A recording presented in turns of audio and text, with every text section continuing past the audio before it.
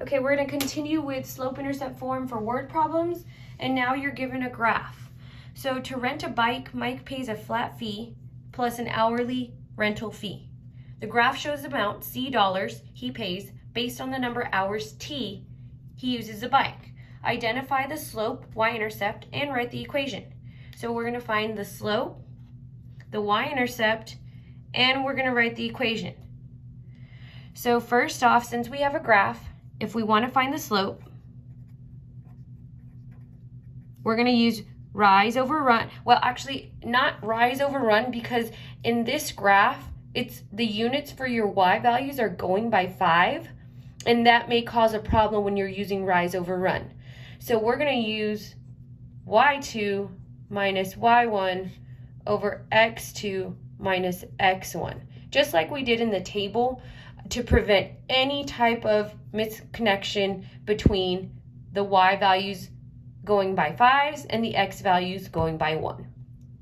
So in order to use the slope formula, we need to choose 2 points on this graph. So I can see 2 points where they intersect. I'm going to go ahead and use 1 point here at 0, 5. This is x and y. And then if I move along this graph, you're going to notice another point here, another point here. It doesn't matter which points you use. I'll go ahead and use the next value, as long as they're intersecting at whole numbers. So here it's going to be 2, 10. So if we're using 0, 5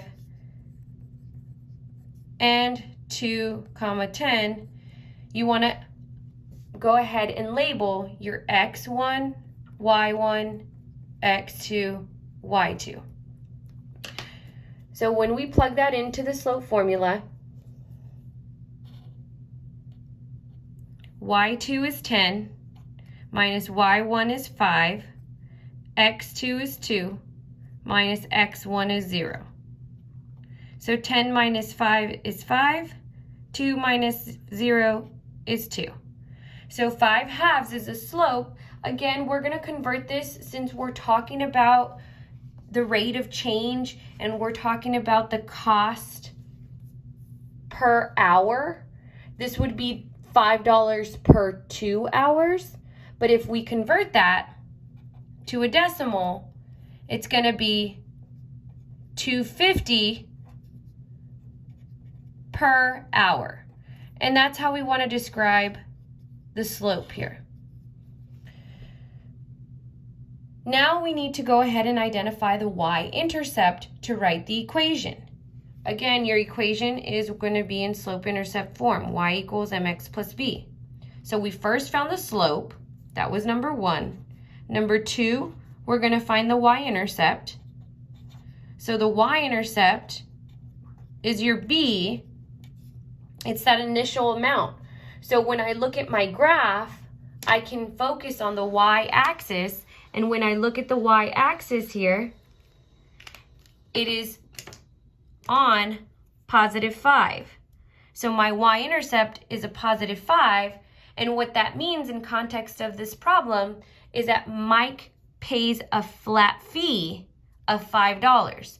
So 5 is the flat fee, or the initial amount that he has to pay.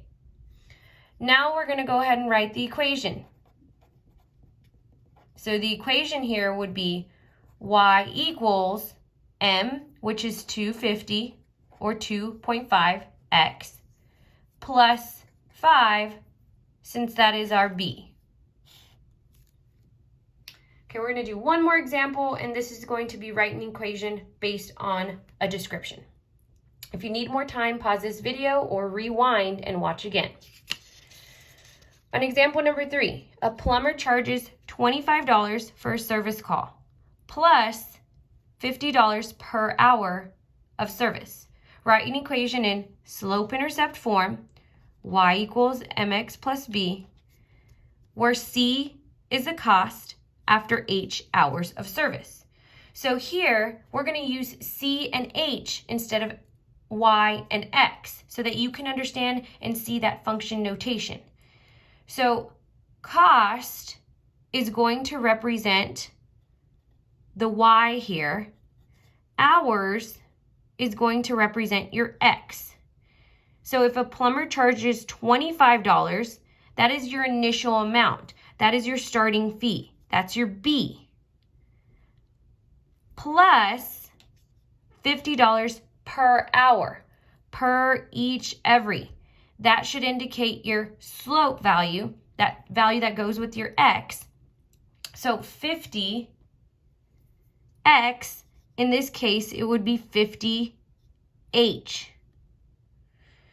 So if we want to write the equation, I'll go ahead and write it in slope-intercept form using y equals mx plus b, and then we're going to go ahead and use c and h to identify that. So y equals 50x plus my initial fee, 25. So if I was using this in context of C and H, C equals 50H plus 25. These are all both the same exact equation. And if I had to write this in function notation, remember that C of H is your function notation for y, function notation for cost, equals 50h plus 25. So understand that each of these are correct, and you may see any of these forms when looking at answer choices. So I'll go ahead and go back to the first example, since we did have cost and time, and cost was C, time was T. So cost would have been your y value, T would have been the x value. So when we came up with the equation y equals 250x, another way you could write that is C equals 250t plus 5. Either one is acceptable. And again, you can go further and say function notation would be C of t equals 250t plus 5. Either answer is correct. Now it's going to be your turn to go ahead and write equations given a graph and a description.